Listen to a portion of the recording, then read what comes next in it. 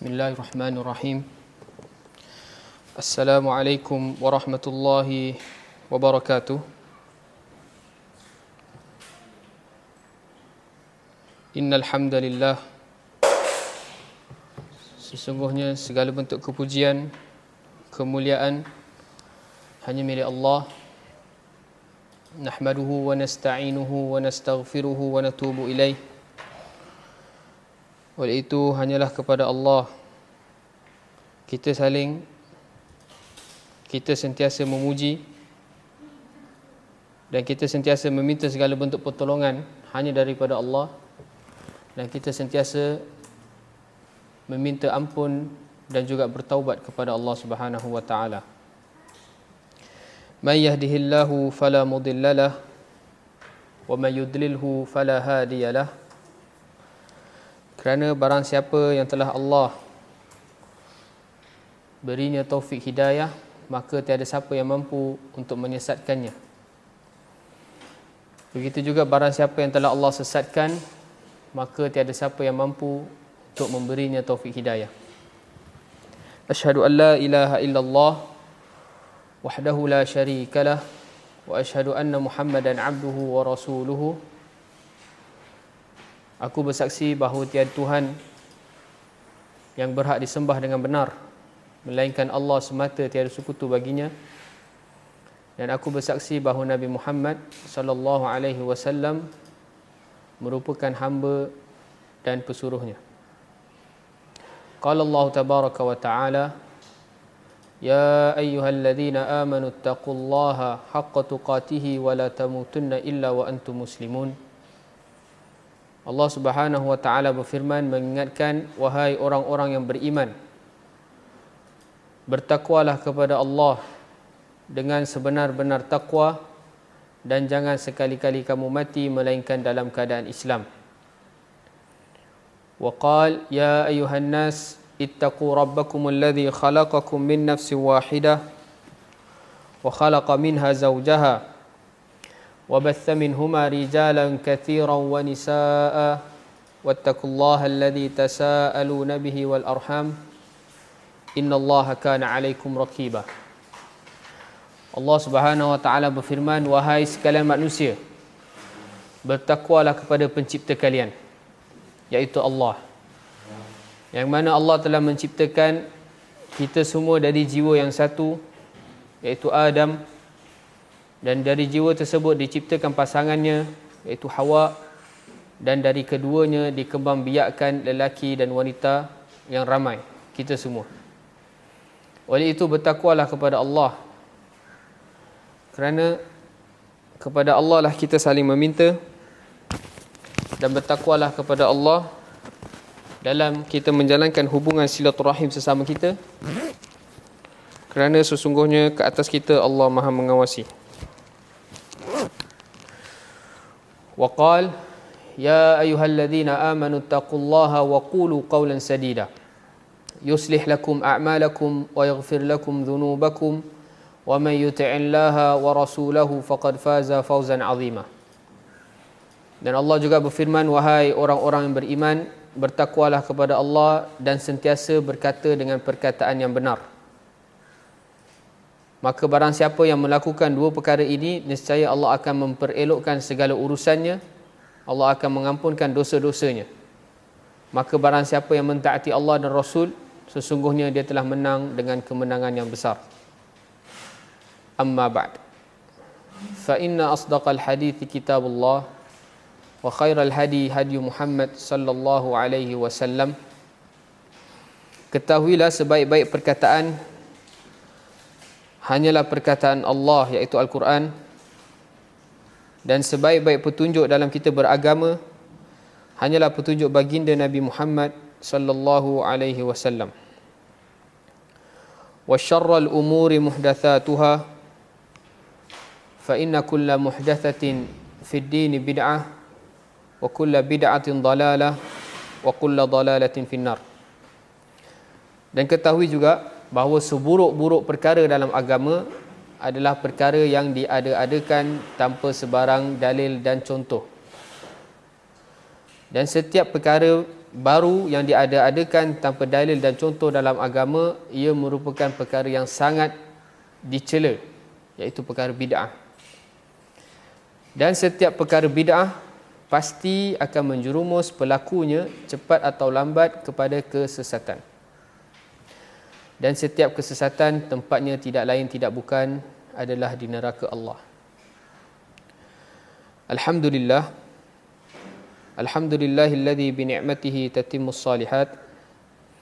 Bersyukur kita kepada Allah Subhanahu wa taala kerana pada pagi Khamis ini kita masih lagi dapat meneruskan salah satu tanggungjawab utama kita sebagai seorang hamba Allah,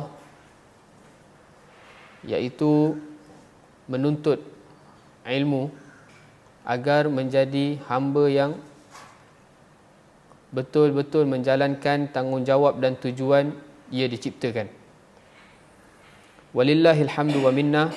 Pengajaran hadis Al-Arba'in An-Nawawiyah, 40 himpunan hadis karya Abu Zakaria Yahya bin Sharaf An-Nawawi rahimahullah, dapat kita teruskan lagi. Dan kita sudah selesai membahas secara sempurna, saya rasa, hadis yang ke-10. Dan insya-Allah hari ini kita akan selesaikan lagi hadis yang ke-10 dengan pengajarannya beserta beberapa tambahan ilmu yang terkait dengan hadis ini. Yang kemudian insya-Allah kita akan pindah ke hadis ataupun kita akan pergi ke hadis yang ke-11. Baik, sebelum itu alangkah baiknya untuk kita murajaah sedikit sebanyak apa yang telah kita bahas pada 2 minggu lepas. Hadis yang ke-10 masih lagi diriwayatkan oleh Abu Hurairah radhiyallahu taala anhu. Dia berkata, qala Rasulullah sallallahu alaihi wasallam, Nabi sallallahu alaihi wasallam bersabda, innallaha ta'ala tayyibun la yaqbalu illa tayyiban. Sesungguhnya Allah yang maha tinggi, tayyibun, maha baik, maha suci,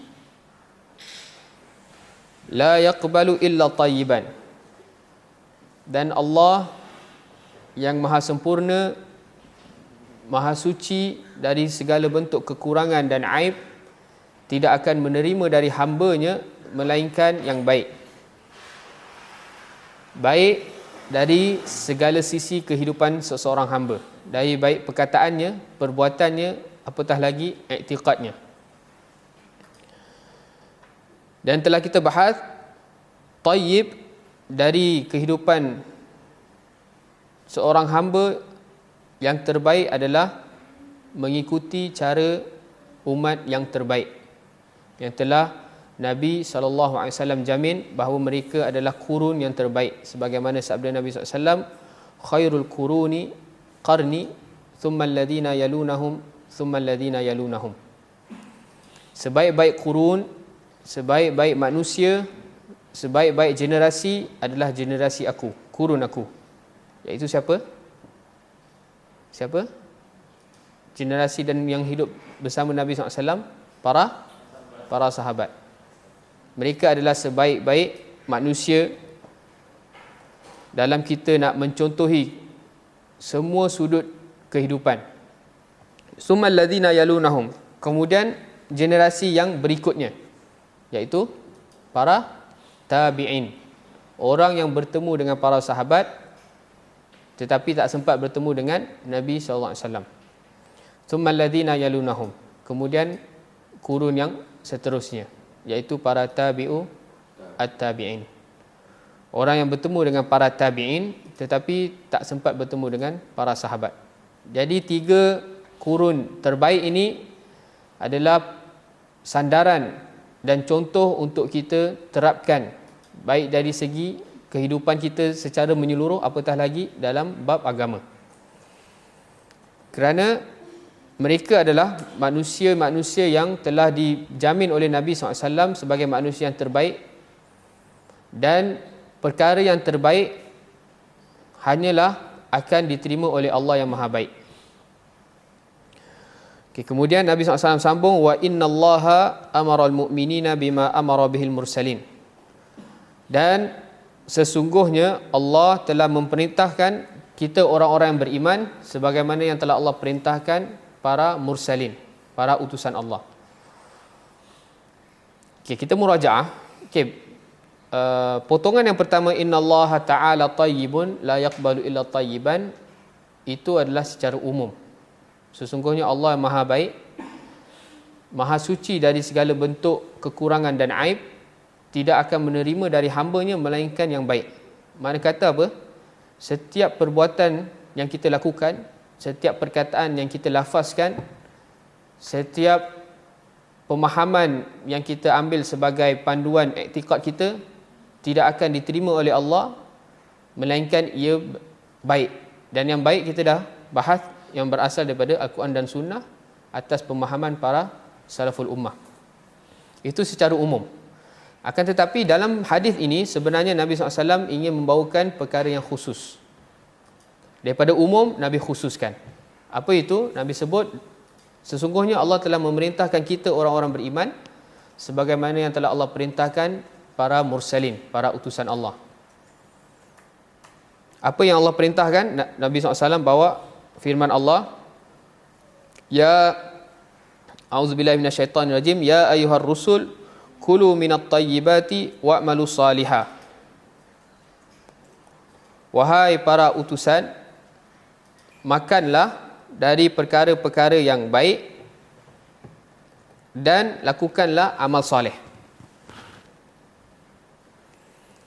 Kemudian Nabi sambung firman seterusnya, wa qala ta'ala ya ayyuhalladzina amanu kulu min tayyibati ma razaqnakum.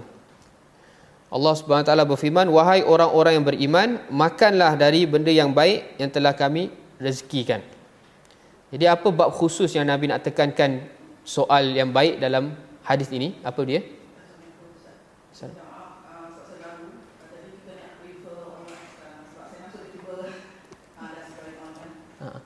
Macam mana? Okey. Akan ada kitab Arba'in Nawawi dah ya? Boleh cari. Search. Kita pakai kitab Al-Arba'in An-Nawawiyah, 40 himpunan hadis. Karya Al-Hafiz Abu Zakaria Yahya bin Sharaf.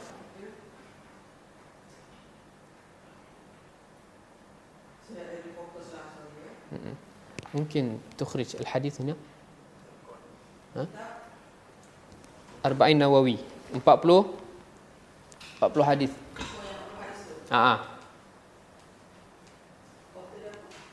Macam mana? Sebab hari ni kita tak pakai ni, kita nak selesaikan hadis yang ke-10.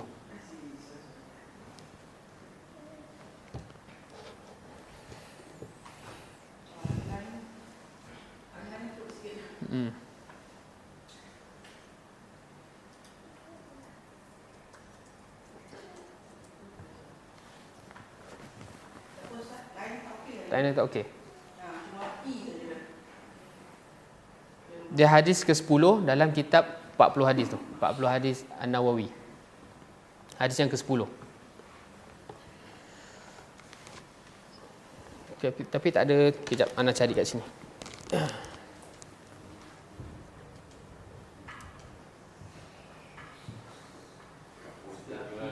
Macam mana?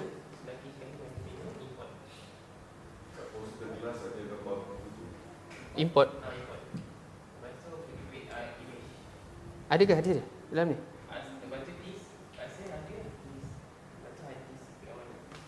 Ni ada. Okey.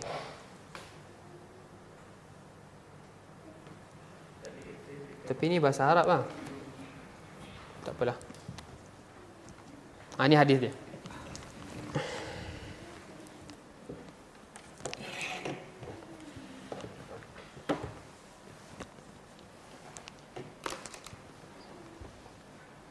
Okey, 2 minggu lepas kita dah selesai bahaskan hadis ni. Tak apalah, saya pergi depan.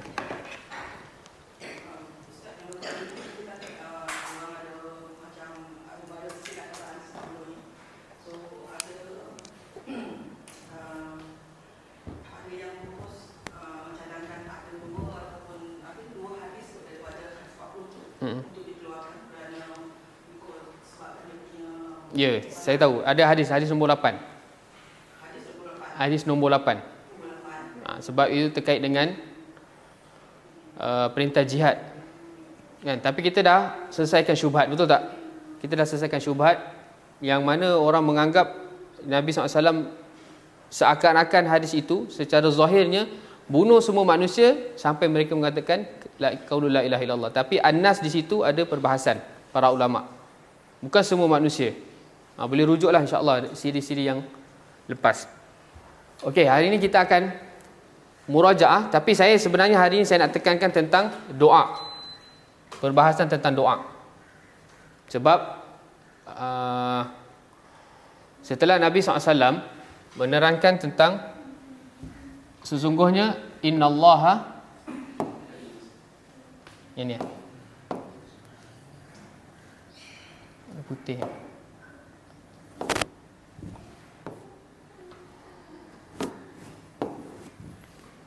Innallaha ta'ala tayyibun la yaqbalu illa tayyiban.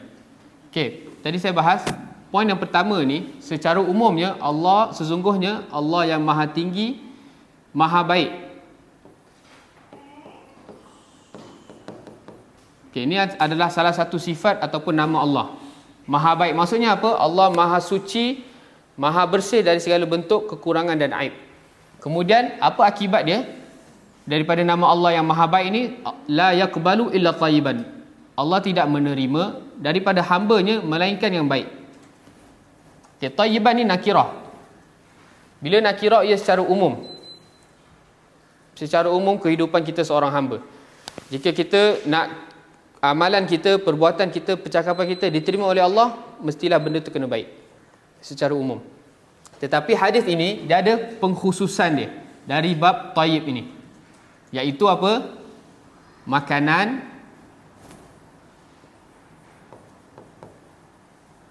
dan minuman. Rezeki.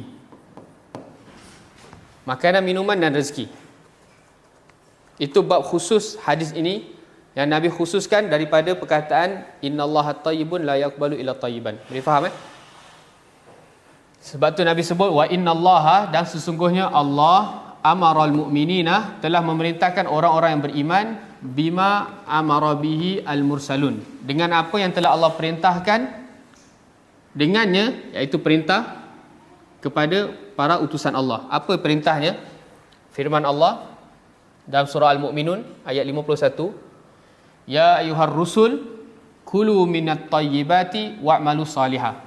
Wahai para utusan, makanlah makanlah daripada yang baik dan amat berbuat baik, berbuat perkara yang soleh. Ini perintah untuk mursalin. Dan perintah Allah kepada para utusan juga Allah perintah perkataan yang sama kepada orang yang beriman. Dalam firman-Nya surah Al-Baqarah, ya ayyuhalladzina amanu kulu min tayyibati ma razaqnakum. Wahai orang-orang yang beriman, makanlah dari yang baik yang telah kami rezekikan kepada kamu. Jadi ini perbahasan dalam hadis ini secara khusus.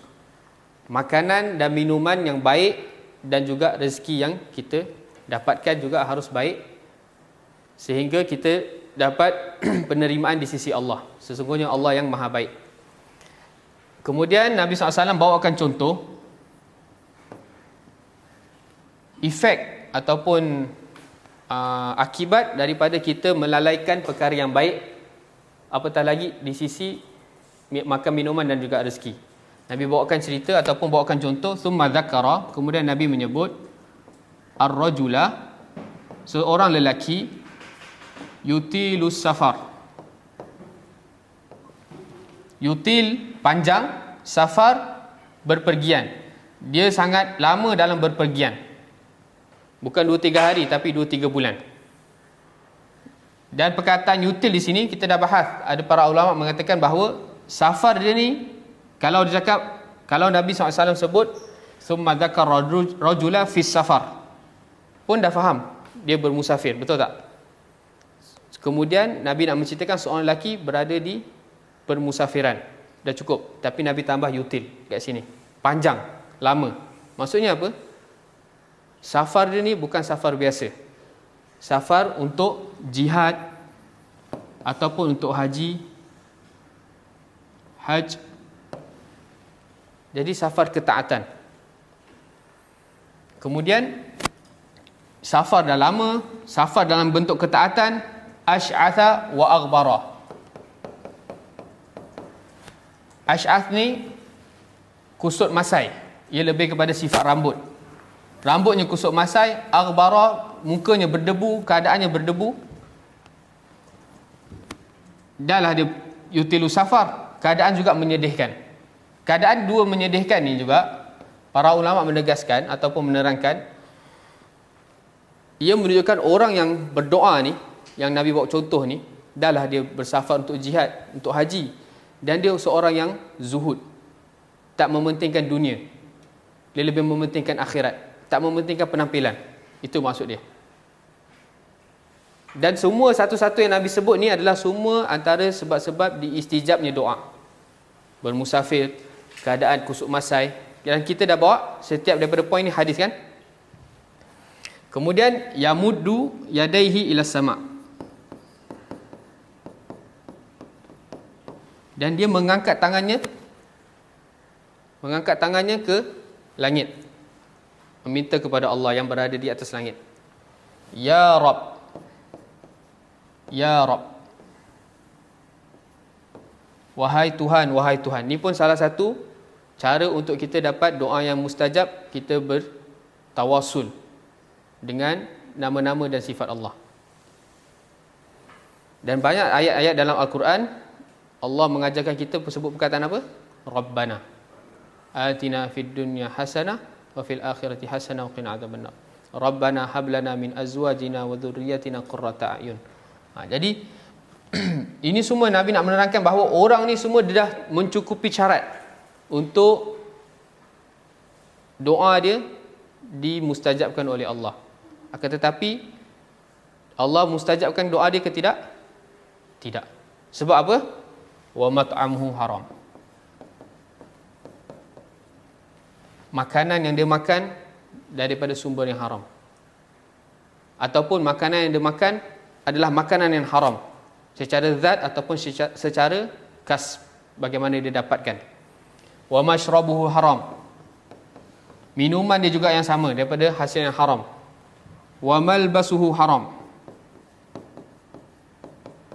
Pakaiannya juga adalah pakaian yang haram. Wa ghudhiya bil haram.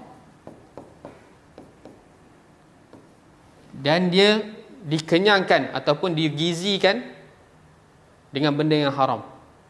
Kalau yang ni, dia makan haram, dia minum haram, dan dia pakai pakaian haram, adalah bagi diri sendiri. Tapi yang terakhir ni, dia diberi pun daripada benda yang haram. Pengajaran dia apa? Pengajaran dia kepada orang yang mempunyai tanggungjawab, cari rezeki daripada rezeki yang halal.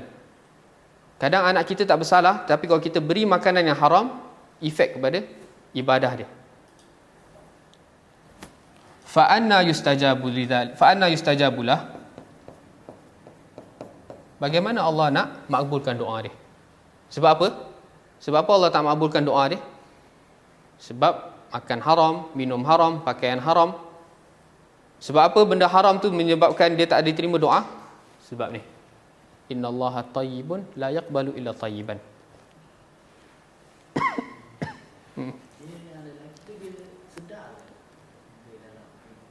Dia tak sedar. Dia tak sedar.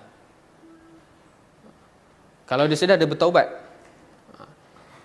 Disebabkan lelaki ni, dia tak sedar, keadaan dia dipenuh dengan benda haram, macam mana Allah nak mustajabkan doa dia? Sedangkan dia bersafir untuk jihad ni, ataupun untuk haji, keadaan yang menyedihkan, mengangkat tangan, menyebut Ya Rabb.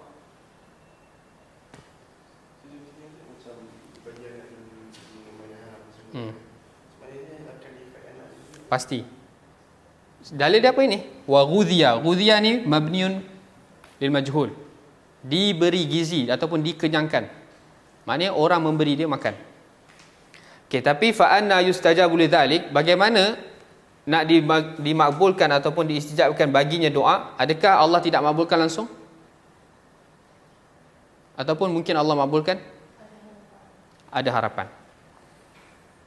Sebab tu tulis wa anna. Wa anna ni lil istib'ad, dijauhkan. Tetapi diterima mungkin tak? Mungkin diterima. Kalau tidak diterima langsung, fala yustajabulah. Itu jelas. Maka tidak akan diterima oleh Allah, ataupun tidak diistijabkan. Tapi ada fa'anna, ini lil istib'ad, dijauhkan. Tapi mungkin tak diterima, mungkin diterima. Okey, itu secara ringkasnya lah kita murajaah. Tapi hari ini insya-Allah saya nak tekankan tentang doa. Okey. Itu hadis yang ke-10 secara umumnya. Jadi kenapa Nabi SAW membawakan contoh lelaki yang berdoa? Tak bawa contoh lelaki yang solat ke, lelaki yang bersedekah ke. Dia bersedekah, tapi macam mana sedekah nak terima? Dia sedekah dengan benda yang haram, dia makan benda yang haram. Boleh tak bagi contoh sebegitu? Boleh kan? Sebab ia secara umum ibadah. Boleh faham tak maksud ana? Tetapi kenapa Nabi bawakan doa?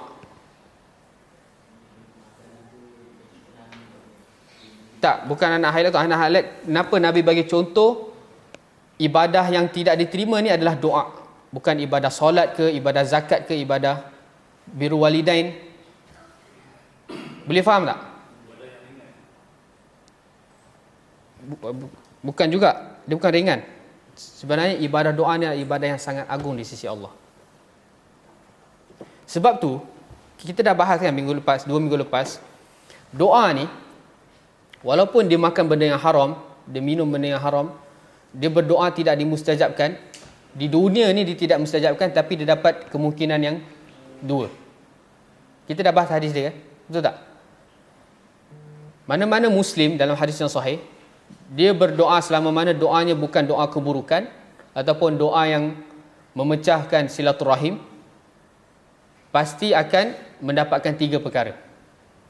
Yang pertama, Allah akan segerakan, maknanya doa dia mustajab. Ya Allah, saya nak pakai kereta baru. Pap dapat. Dan secara asalnya, doa pasti Allah akan istijabkan. Itu secara asal. Sebagaimana firman Allah, wa qala rabbukum ud'uni astajib lakum. Jelas. Dalam surah Al-Baqarah Allah berfirman, dan telah berfirman Tuhan kamu, doalah kepada aku, mintalah kepada aku, astajib lakum, pasti aku akan istijabkan. Secara asalnya, apa-apa kita berdoa kepada Allah, pasti Allah akan istijabkan dekat dunia. Tapi soalan dia, bukan semua yang kita doa dimustajabkan, betul tak? Jadi ada penghalang-penghalang dia. Mana-mana doa yang kita panjatkan kepada Allah, kalau tidak dimustajabkan oleh Allah, maka ada penghalang dia. Mungkin tak cukup syarat, ataupun kita ada bahkan benda yang haram. Faham tak? Tetapi kalau kita tak dimustajabkan kat dunia ni, Allah masih bagi lagi 2 kemungkinan. Yang kedua adalah Allah akan bagi dia pahala dekat akhirat. Allah akan bagi dia pahala ke akhirat. Nanti kita akan baca hadis ni insya-Allah. Maknanya apa? Kalau dia berdoa, ya Allah saya nak kereta baru, tapi sampai dia meninggal tak dapat kereta baru, doa dia yang minta kereta baru tu Allah akan gantikan, atau Allah akan ubah berbentuk pahala dekat akhirat nanti. Sebab nanti ke akhirat dia akan terkejut, mana datang pahala banyak ni? Rupanya daripada doa-doa dia yang tidak disegerakan. Sebab tu dalam hadis sahih tu cakap, para sahabat tanya, maka kita kena perbanyakkan doa ya Rasulullah. Kena perbanyakkan doa. Dan doa ni pun adalah aslu tauhid. Kan kalau kita merenung sejenak kehidupan manusia ni, dengan manusia yang Allah ciptakan lemah, wa khuliqal insanu dha'ifa. Kemudian bila dia dah lemah, dia pasti memerlukan pertolongan, betul tak? Ima dia memerlukan pertolongan kepada orang yang sama dengan dia, ataupun orang yang lebih daripada dia, untuk manfaat diri dia sendiri. Jadi perkara minta pertolongan dalam kehidupan manusia pasti tidak akan berlepas. Sebab manusia ni lemah. nak cakap dia Perdana Menteri ke, dia agung ke, pasti dia akan minta tolong. Jadi benda ni dia 24 jam dalam kehidupan kita. Sebab tu Allah nak tanam ataupun Allah nak didik kita sebagai hamba yang betul-betul hamba kepada Allah. Apabila kita nak minta sekecil apa pun, kita minta kepada Allah. Itulah didikan Nabi SAW. Kan Nabi SAW beritahu kepada siapa? Anak-anak kecil lagi. Ibnu Abbas dan kawan-kawan dia, idza sa'alta fas'alillah. Jika engkau nak mintalah kepada Allah. Bukan jika engkau nak minta kepada bapa. Tak. Benda ni kita kena didik anak kita daripada kecil. Abah nak aiskrim dan doa belum? Sudah doa dulu. Bila dah doa, kita belikan aiskrim, tapi kita sebut, ni aiskrim rezeki daripada Allah. Itu kena didik. Jadi apa-apa kehidupan dia, sesempit mana pun keadaan hidup dia, dia akan bertauhidkan Allah. Dia minta kepada Allah. Dia tak minta kepada selain Allah.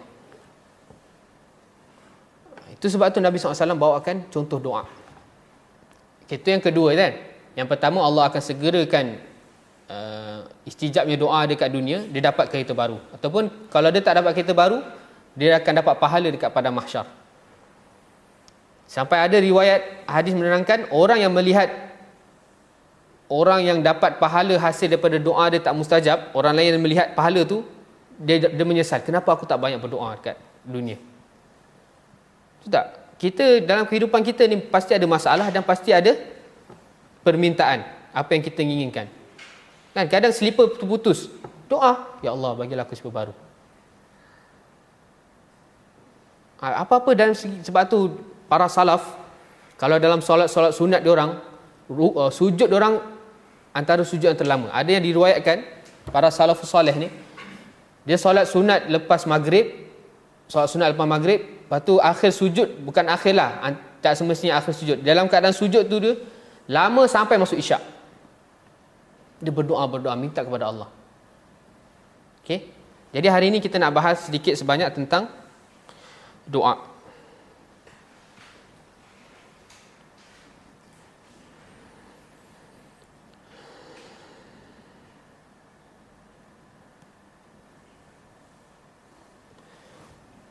Okey, doa huwal ibadah.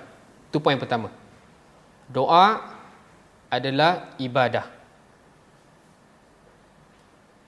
Dan kita dah bahas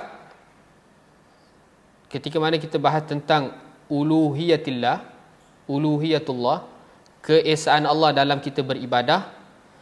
Maksudnya apa? Kalimah la ilaha illallah, tidak ada Tuhan yang berhak diibadahi. Ilah tu daripada perkataan ma'bud. Ilahun adalah daripada perkataan ma'luh, iaitu ma'bud, yang diibadahi. Maksudnya apa-apa perbuatan, perkataan yang syarak ataupun agama mengatakan bahawa ia ibadah, maka wajib untuk kita buat hanya kepada Allah. Kalau kita buat kepada selain Allah, maka kita jatuh syirik. Jadi doa adalah ibadah. Bahkan ia adalah ibadah yang paling teragung. Jadi soalannya, kalau kita berdoa kepada selain Allah, boleh ke tak boleh? Adakah secara mutlak? Ataupun ada syarat dia? Berdoa. Berdoa tu kalau kita terjemahkan dalam Melayu, memintalah. Meminta. Doa tu minta. Meminta. As-su'al. Adakah kita meminta kepada selain Allah syirik secara mutlak ataupun ada rincian dia? Ada rincian dia, betul. Istighasa, isti'anah, isti'adzah itu semua berdoa. Kalau isti'anah berdoa meminta tolong. Isti'adzah berdoa meminta perlindungan. Istighasah dia paling tinggi sekali. Minta pertolongan, tapi pertolongan yang dalam keadaan dia tersepit. Itu semua dalam kategori doa lah. Okay, jadi doa ni wajib untuk kita minta hanya kepada Allah, kecuali dalam 4 perkara. Kita boleh meminta kepada selain Allah jika orang itu hidup. Itu yang pertama, dia hidup. Yang kedua, dia mampu untuk memenuhi doa kita. Hidup, mampu. Kalau kita minta kepada Tok Syekh kita, hidup. Tapi kita cakap, Tok Syekh, ampunkanlah dosa aku. Dia mampu tak nak ampunkan dosa kita? Maknanya syarat yang kedua ni dah hilang. Jadi, perkataan itu adalah perkataan syirik. Okay. Tok Syekh, bagi aku kaya. Tok Syekh dia hidup. Tapi Tok Syekh dia mampu tak nak bagi dia kaya? Tak mampu. Tok Syekh, bagi aku sihat. Perkataan-perkataan yang manusia tak mampu nak beri kalau kita minta kepada manusia, itu adalah perkataan syirik. Walaupun kita minta kepada Nabi SAW. Sebab tu kalau kita rujuk hadis-hadis, tak ada sahabat pun cakap dengan Nabi, tolong sihatkan aku, tak ada.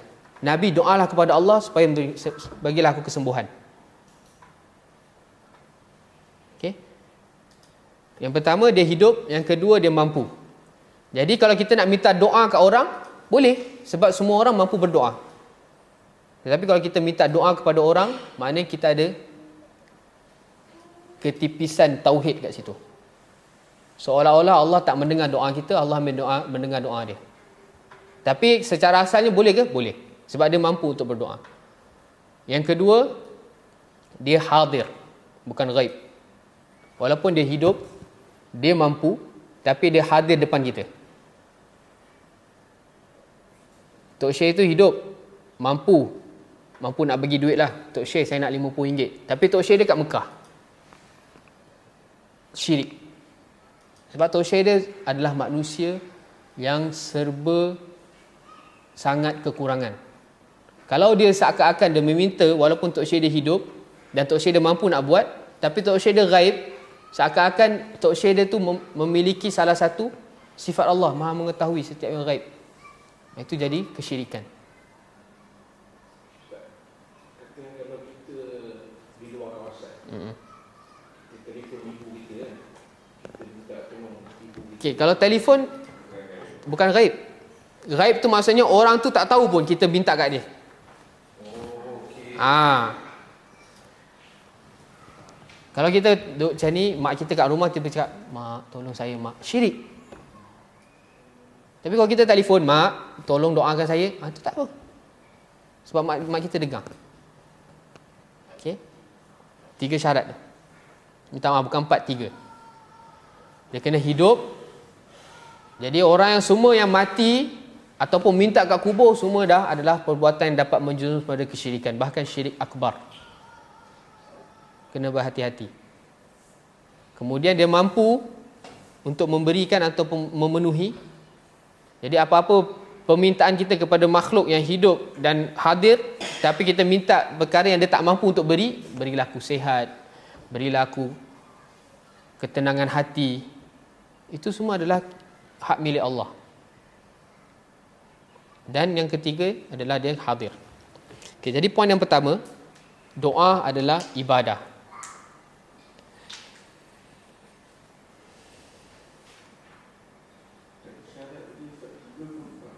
Tiga, minta maaf. 3 je.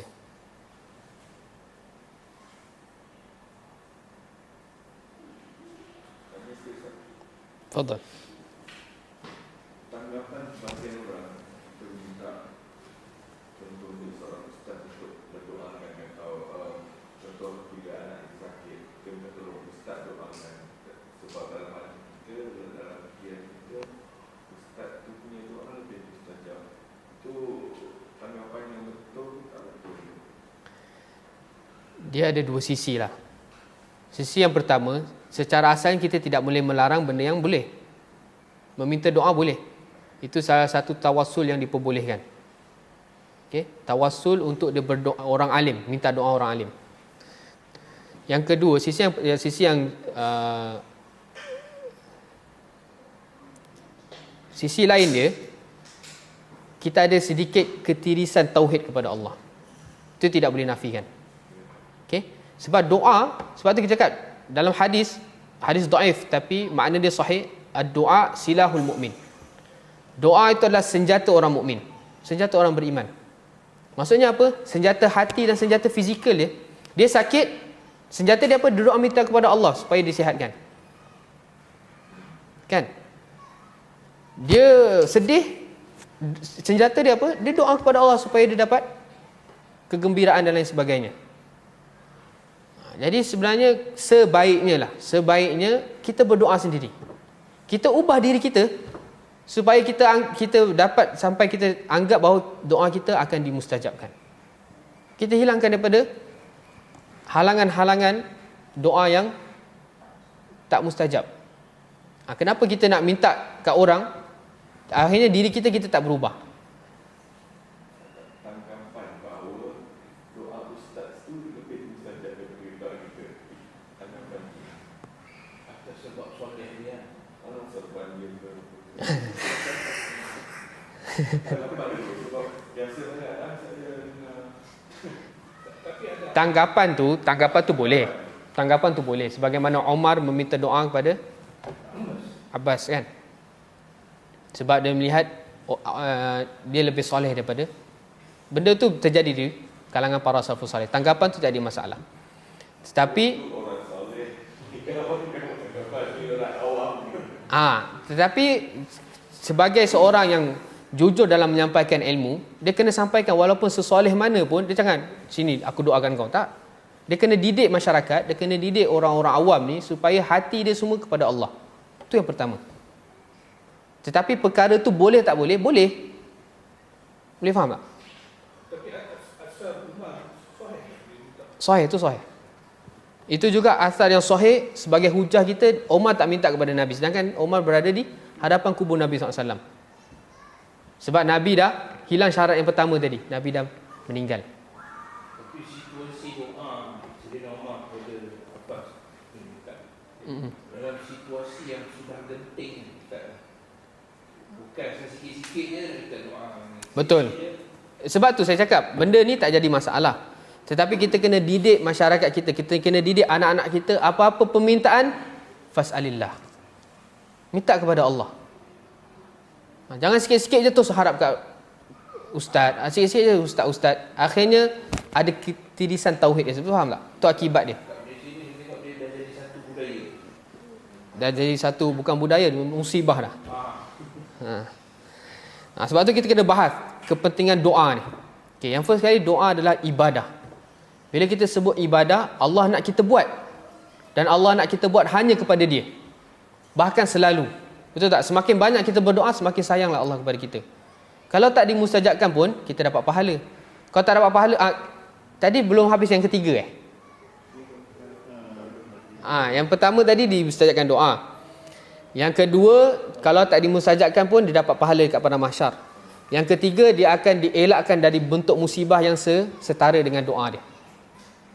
Kat dunia ni, dia akan dielakkan daripada musibah yang setara dengan doa dia. Misalnya, Dennis bawa kereta ayah 18200 kan. Lepas tu tiba kereta depan break, Dennis sempat elak. Lepas tu Dennis fikir, kalau aku tak sempat break tu aku dah langgar. Ketahuilah ketika Dennis dapat elak musibah tu, salah satu doa Dennis tidak dimabulkan Allah. Allah ubah, Allah tukar dengan benda tu. Boleh faham? Jadi doa tu tak ada apa-apa yang merugikan kita. Bahkan kita rugi kalau minta doa kat orang. Suruh orang doakan. Orang tu akan dapat 3 benda ni, salah satu dia. Kita tak dapat apa-apa. Okey? Pasti tak dapat lah kalau kita dah dielakkan daripada musibah tu. Tapi doa yang mana satu kita tak tahulah, wallahu alam. Hanya Allah yang mengetahui. Minta setiap hari kita minta. Idza nukthir, para sahabat tanya dalam hadis tu, kalau begitu kita kena perbanyakkan doa ke Nabi? Ya, nukthir. Banyakkan doa setiap masa. Okey, yang kedua, doa adalah ibadah yang paling mulia di sisi Allah. Ia ibadah dan ia ibadah yang paling mulia. Sebagaimana Nabi SAW bersabda, laisa syai'un akrama 'ala Allah Ta'ala min doa. Hadis sahih riwayat Tirmizi. Tidak ada sesuatu yang lebih mulia di sisi Allah melainkan doa. Sebab bila kita berdoa, ketika kita doa tu, kita ada rasa kita ni hina, kita ni lemah, betul tak? Allah lah maha berkuasa, Allah yang menentukan segalanya. Perasaan tu Allah nak dalam setiap hati hamba. Sebab itulah perasaan tauhid. Okay? Jika perasaan kita hina, kita lemah di hadapan makhluk, ketahuilah sesungguhnya kita ada kesyirikan dalam hati kita. Sebab tu Ghulam ad-Dakwah, dia ada rasa sedikit gentar tak dengan penguasa dia. Nak bunuh, bukan Ghulam dakwah ni, minta maaf. Kisah Ghulam ad-Dakwah. Kisah Ghulam ad-Dakwah. Tak ada sedikit kegentaran pun dalam hati dia. Sebab apa? Sebab dia fikir Allah yang berkuasa atas segala sesuatu. Dan perasaan tu semua hadir daripada apa? Daripada doa. Kalau kita didik anak kita daripada kecil, apa-apa nak minta pun minta kepada Allah. Daripada kecil dia dah yakin bahawa Allah yang berkuasa. Bapa aku tak berkuasa. Aku minta kepada Allah, Allah yang bagi rezeki bapa aku belikan untuk aku. Itu konsep dia. Itu idza sa'alta fas'alillah. Jelas. Jika kau nak meminta, maka mintalah kepada Allah.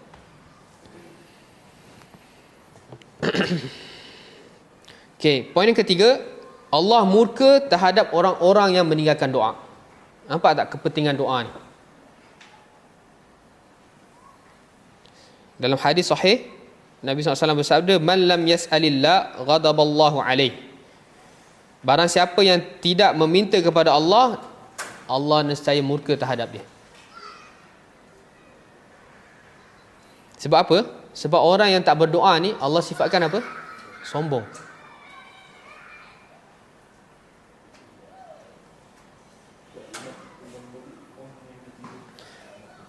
Poin yang ketiga adalah Allah murka ataupun marah terhadap orang-orang yang meninggalkan doa.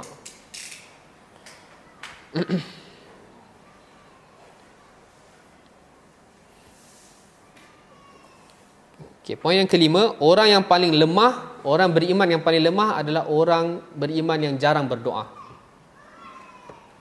Nak dia setiap malam pergi gym ke, setiap petang dia jogging ke, tapi kalau kehidupan dia tak pernah berdoa, dia orang paling lemah.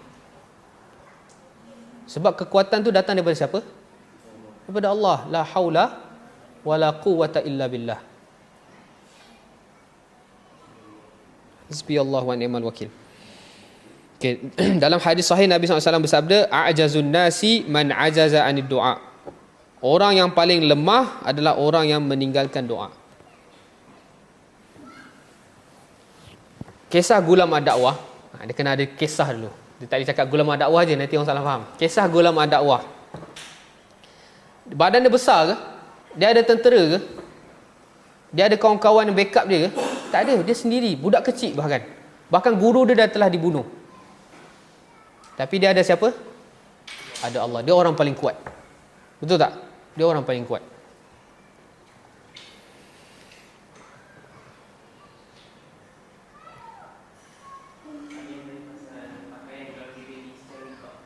Sama. Ada yang tanya pakaian secara beli riba, masuk dalam hadis ni. Pakaian secara zatnya ataupun secara dia dapatkan pakaian tersebut. Secara zatnya misalnya lelaki pakai sutera, haram. Wanita pakai buka aurat, lepas tu angkat tangan berdoa. Fa anna yustajabu lidzalik. Ataupun dia riba ataupun dia riswah ke, dia mencuri ke, duit tu dia beli pakaian tu, sama masuk dalam hadis ni. Pakaian haram. Okey, banyak poin dia tapi saya ringkaskan.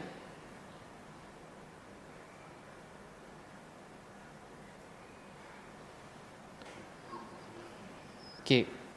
Poin yang keenam. Poin ke berapa? 5 Poin yang kelima, minta maaf. Poin yang kelima, Allah memerintahkan hamba-Nya untuk berdoa dan pasti Allah akan memakbulkannya.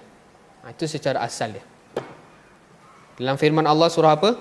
Al-Baqarah ayat 186. Surah Al-Baqarah ayat 186. Makbulkan. Pasti Allah akan makbulkan.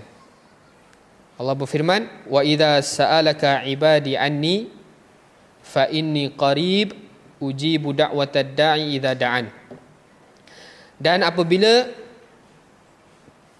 hamba-hambaku bertanya tentangku, okey, hamba-hamba ketika itu para sahabat bertanya tentang Allah kepada Nabi SAW. Lepas tu Allah rakamkan, wa idza sa'alaka ibadi anni. Selalunya apabila para sahabat tanya kepada Nabi, kemudian Allah jawab, dalam Quran selalunya Allah sebut apa? Kul. Betul tak? Betul tak? Allah katakanlah wahai Muhammad. Misalnya apa? Yas'alunaka 'anil mahid kul hiya adha. Betul tak? Mereka para sahabat bertanya tentang haid. Katakanlah wahai Muhammad, ia adalah kotoran. Yas'alunaka 'anil ahillah kul. Dan apa-apa ayat yang lain, bila sahabat tanya kepada Nabi, Allah turunkan firman, maka Allah akan firmankan kul, katakanlah wahai Muhammad. Tapi bila para sahabat bertanya tentang Allah, dalam ayat ini tidak ada perkataan kul. Fa inni qarib. Menunjukkan apa? Allah tu memang dekat dengan kita. Itu salah satu tadabbur ayat ni, kan? Wa idza sa'alaka ibadi anni, patutnya perkataan dia kul. Betul, faham tak faham tak apa yang saya sampaikan? Tapi dalam ayat ni tak ada perkataan kul. Terus Allah sebut fa inni qarib, sesungguhnya aku maha dekat. Ujibu da'watad da'i idza da'an, aku akan pasti memenuhi doa seseorang hamba yang berdoa kepadaku. Itu asal dia. Asal dia gitu. Tetapi jika mencukupi syarat, jika mencukupi syarat yang Allah tetapkan, pasti Allah akan mustajabkan doa dia. Dalil dia apa? Ayat seterusnya, falyastajibuli, maka hendaklah mereka memenuhi aku. Wal yu'minu bi la'allahum yarshudun, dan beriman kepadaku agar mereka selalu dalam keadaan kebenaran. Okey, secara asalnya Allah akan pasti mustajabkan doa jika cukup syarat. Syarat dia apa? Falyastajibuli. Okey, apa tafsiran falyastajibuli? Tafsiran dia adalah surah Al-Anbiya ayat 90. Tafsiran bagi perkataan falyastajibuli, maka hendaklah mereka memenuhi aku. Memenuhi dari sisi apa? Apa yang kita nak kena buat? Allah dah beritahu dalam surah Al-Anbiya ayat 90. Okey, tapi sebelum tu, dalam surah Al-Anbiya ni kisah tentang para nabi. Sebelum kita nak sampai ayat 90 tu, kita tengok kisah-kisah nabi yang sebelumnya. Siapa ada Quran boleh buka Buka daripada ayat surah Al-Anbiya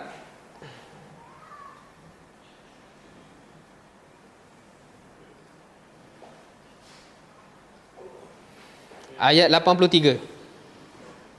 Ayat 83. Okey, Allah nak mengisahkan tentang Nabi Ayub. Wa ayyuba idnada rabbahu anni massaniyad-dur wa anta arhamur rahimin. Dan Nabi Ayub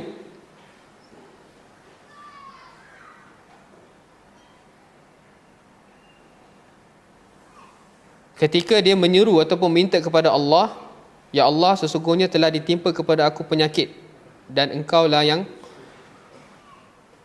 maha penyayang di antara semua penyayang. Maka apa hasil dia? Fastajabnalah, Allah makbulkan.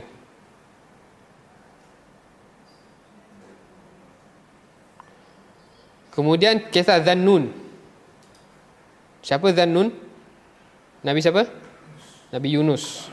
Ayat 87. Wa dhannuni idh dhahaba mughadiban fadhanna an lan naqdira alayhi fanada fi dhulumat. Nabi Nuh berdoa dalam kegelapan-kegelapan.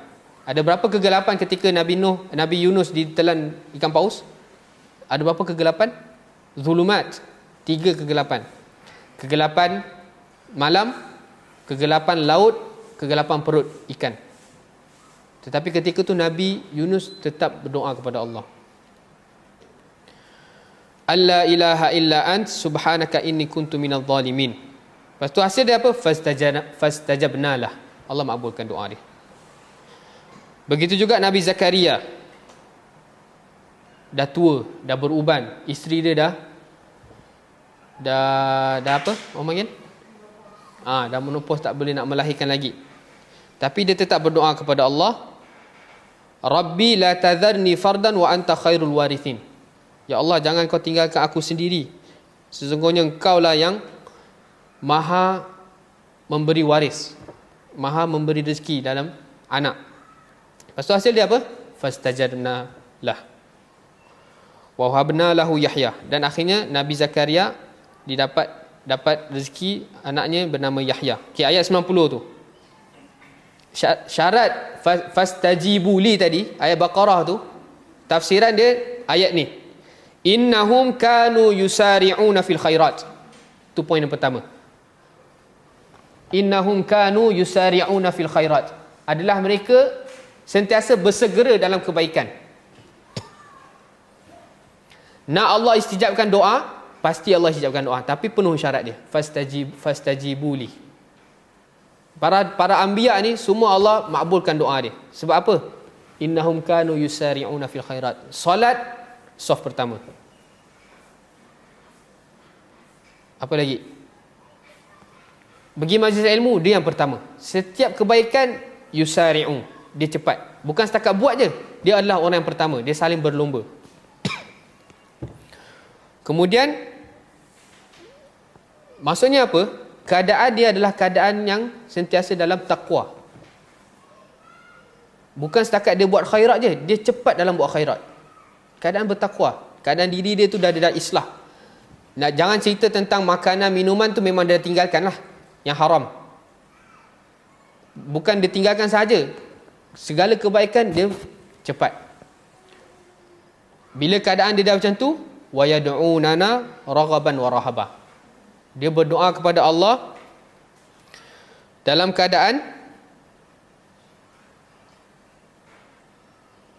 harap, gharaban wa rahabah, takut.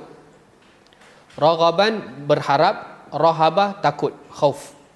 Raja wal khauf. Maksudnya apa? Ketika dia berdoa tu, hati dia tu tak lalai. Hati dia tu di antara ar-raja wal khauf. Satu perbahasan yang sangat penting.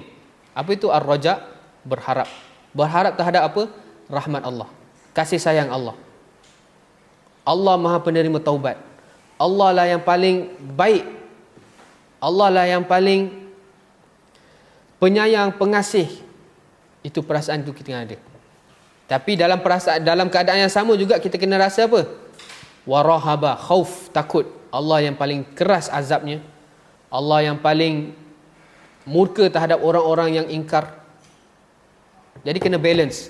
Sebab tu para ulama mengatakan orang mukmin ni bagaikan burung yang ada dua sayap. Sayap kanan dia adalah raja, sayap kiri dia adalah khauf. Kalau salah satu ni hilang ataupun salah satu lebih daripada yang satu, dia akan pasti sesat.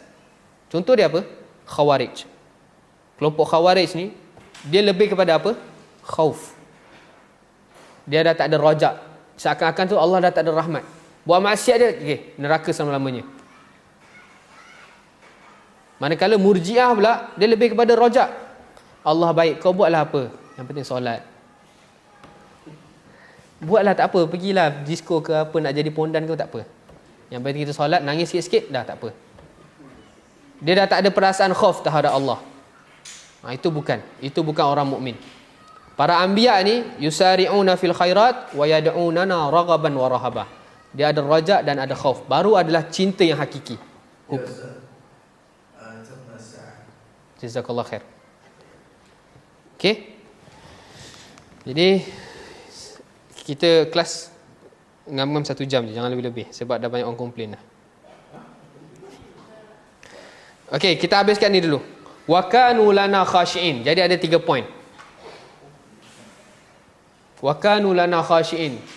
Dan adalah mereka kepada Allah sentiasa dalam keadaan khusyuk. 24 jam dalam keadaan khusyuk, tunduk. Okey. Jadi, idza sa'alaka ibadi anni fa inni qarib. Ujibu da'watad da'i idza da'an. Allah pasti akan memakbulkan doa-doa kita. Tetapi ada syarat dia, falyastajibu li. Hendaklah dia memenuhi panggilan aku. Apa dia tu? Yusari'una fil khairat.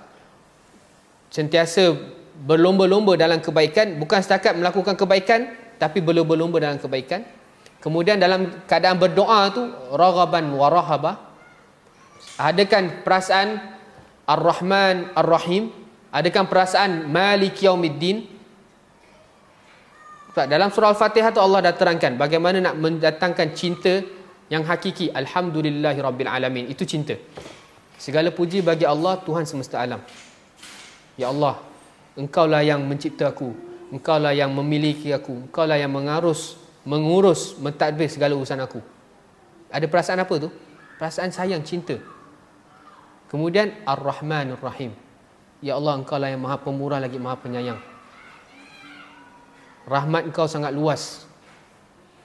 Tetapi Allah tak nak kita syok sendiri je. Malik Yaumiddin. Ingat, Allah adalah penguasa bagi hari pembalasan. Okay. Kemudian wa kanu lana khashi'in. 3 poin tu. Kalau kita penuhi 3 poin ni, pasti uji budak wa tadda'i. Pasti Allah akan mengistijabkan doa. Okey, kita sekejap je, 5 minit je.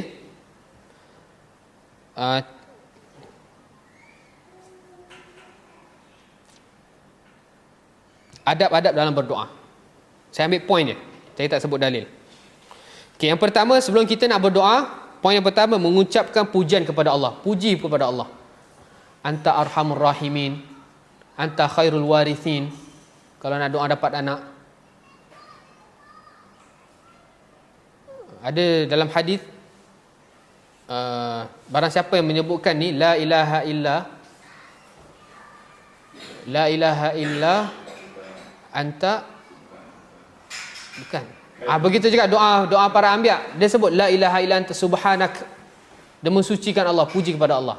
Jadi antara adab dalam berdoa, kita sebelum berdoa jangan kita ya Allah nak kita baru, jangan gelojoh. Ya Allah, Engkaulah yang maha kaya, ya Allah, Engkaulah yang maha mengetahui setiap sesuatu, gunakanlah aku rezeki untuk beli kereta baru, kereta aku dah rosak. Meringit di hadapan Allah. Okey, kemudian poin yang kedua, husnuzan, berbaik sangka kepada Allah.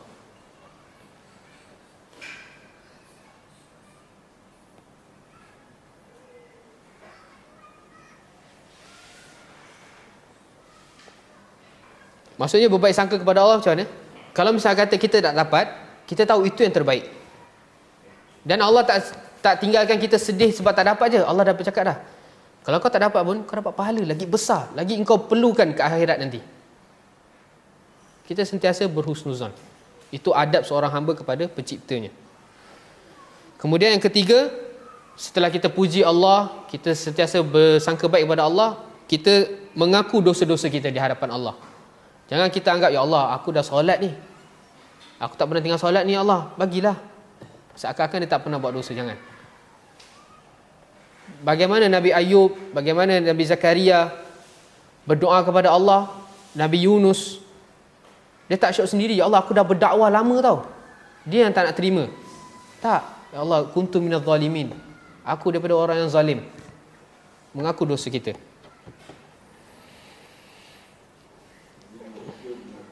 Mengaku dosa. Tak semestinya dilafazkanlah, perasaan pun kena hadirkanlah. Yang keempat, bersungguh-sungguh dalam berdoa. Bersungguh-sungguh dalam berdoa. Ni kita nak berdoa macam juga pengajaran bagi orang yang selalu berdoa lepas solat secara berjemaah kan. Bukan semua orang bersungguh-sungguh pun. Imam je pun bersungguh-sungguh. Imam pun kalau faham bahasa Arab, dia faham lah apa yang dia jawab. Dia baca, dia minta. Tidak, dia tengok teks. Sebab tu secara asalnya doa sendiri-sendiri. Kecuali beberapa keadaan yang Nabi buat, baru kita buat.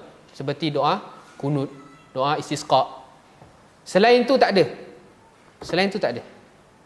Okey? Sebab dengan kita berdoa sendiri itu lebih khusyuk. Betul tak? Daripada kita doa beramai-ramai. Ada kisah dekat Indonesia. Dulu saya pondok kat Indonesia kan. Ada kawan ni lah, dia buat kelakar. Tapi dia memang betul buat lah. Dia agak nakal. Lepas tu dia cakap, bila dia balik tempat dia, orang anggap dia ustaz.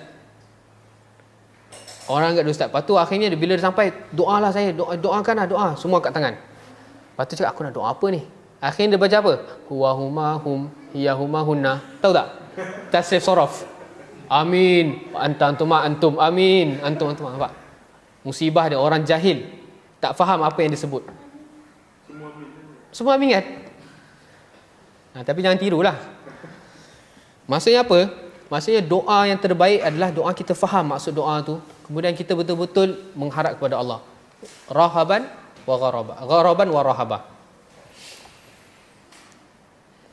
Okey, kita ambil berapa poin itu? 4 je lah. Ada banyak lagi, tak apa nanti insya-Allah.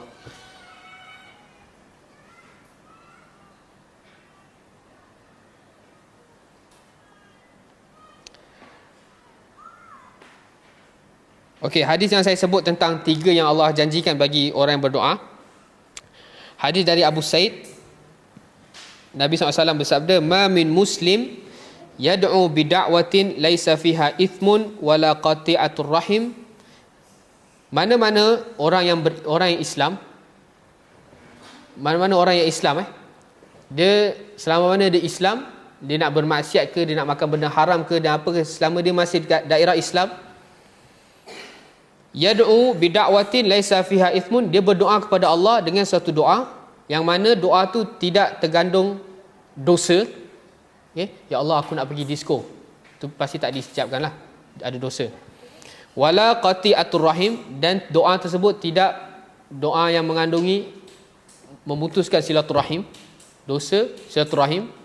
Mana-mana orang Muslim yang berdoa, selama mana doa dia bukan doa yang dosa ataupun doa memutuskan silaturahim, illa a'tahu Allahu biha, kecuali Allah pasti akan beri dia ihdath thalas, 3 perkara, di antara 3 perkara.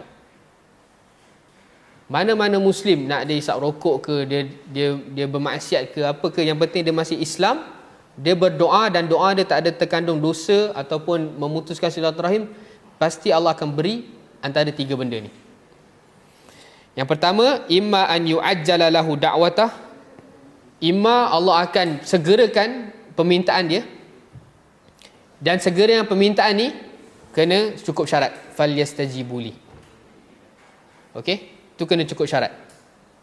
Kalau kita nak doa kita segera dimakbulkan oleh Allah kat dunia ni, kita kena cukup syarat, falyastajibuli, baru kita dapat yang pertama ni. Kalau syarat tak cukup, kemungkinan kita dapat, kemungkinan kita tak dapat. Boleh faham? Fa anna yustajabu lidzalik, fa anna yustajabulah. Okey, kalau kita tak cukup syarat, tak dimakbulkan, wa imma an yaddakhiraha lahu fil akhirah, Allah akan tabungkan doa tersebut di akhirat berupa pahala.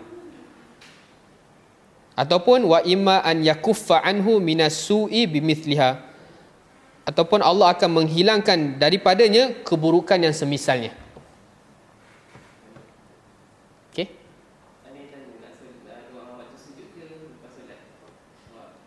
Okey, doa, ada orang tanya doa waktu sujud ataupun lepas solat, mana yang lebih afdal?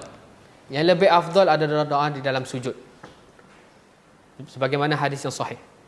Akan tetapi harus digaris bawahkan, sujud yang kita nak doa tu adalah ketika solat bersendirian, bukan solat secara berjemaah. Solat berjemaah kita kena ikut imam. Kalau kita jadi imam pun kita kena faham keadaan makmum. Yang kita nak syuk sendiri, sebab belakang makmum ada macam-macam keadaan. Dah jadi imam, sujud 1 jam.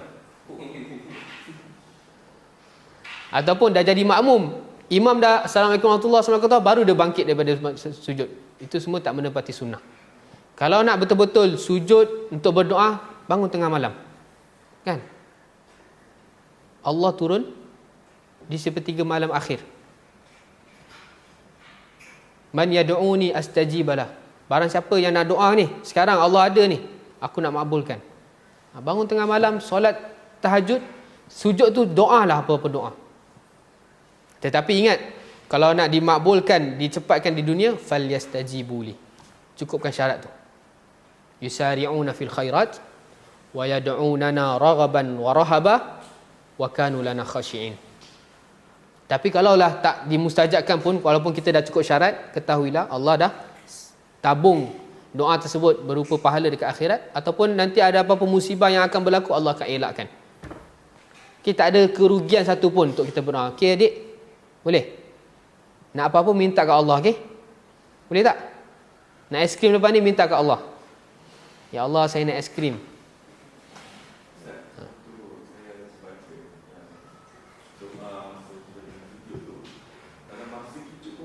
Boleh. Dia ada khilaf kalangan ulama. Tapi secara umumnya diperbolehkan. Dengan syarat orang tu memang tak mampu nak hafal dan tak mampu nak baca bahasa Arab. Tapi kalau kita mampu, Rabbana atina fid dunya hasanah, ya Allah berapa patah perkataan pun, hafal lah. Itu lebih baik.